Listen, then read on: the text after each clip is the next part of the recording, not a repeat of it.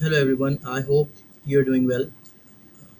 This year, 2025, Cambridge made some changes to their component 3 of global perspectives, O levels and IGCSE both.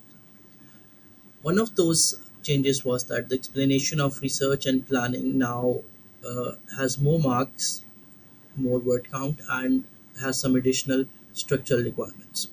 Before getting into all that, I'll just briefly explain what this particular document is. Basically, it's a pre action plan document which requires you to write about your topic and then which issue within that topic you are going to focus on and how you are going to approach that particular issue and try to make the situation better for the people. Okay, so just some general broad strokes. The word count is up to 400. It carries 10 marks and it is part of the component 3. That is something we have already established. Previously the word count was 300 and it carried 4 marks. As per the structure, the first thing that you have to do is clearly identify the topic and which issue within the topic are you going to focus on. Once you have clearly explained that, then you move on to your learning from secondary sources. In most of the cases, this is internet, online research. In some cases, it can be a book. In some cases, it can be another researcher. Then comes your plan. What are you going to do about the issue at hand? And how are you going to measure the success of your overall plan once you are done with the group project? Then you are going to define the roles of different team members, everyone's duties and responsibilities.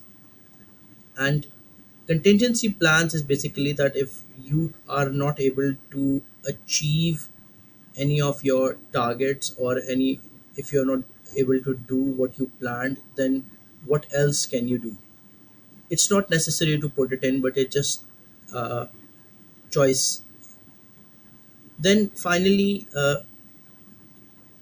you summarize all the actions or one particular action that your team will take in order to address the issue at hand. Before you start writing your explanations, also note that do not make these mistakes. These are very common mistakes. Many students make these. First is that do not forget to include how you are going to measure the success of your project. In other words, that the action plan that you are going to do, the outcome that you are going to achieve, how will you assess whether it has been a successful action plan or not? That's one thing. Another thing is that do not exceed the word count. Never exceed the word count. Whatever you exceed beyond 400 word, examiner is not going to read it, and your uh, explanation is going to look weird. Then, final mistake is that remember that there is always one main action plan, one main outcome. The others can be complementary action plans, but there is one main action plan. Do mention it clearly and do make this distinction for the examiner that this is our main outcome. Evidence of action is basically your outcome or multiple action plans, whatever you are doing. Uh, their evidence, which now needs to be sent separately to Cambridge as well.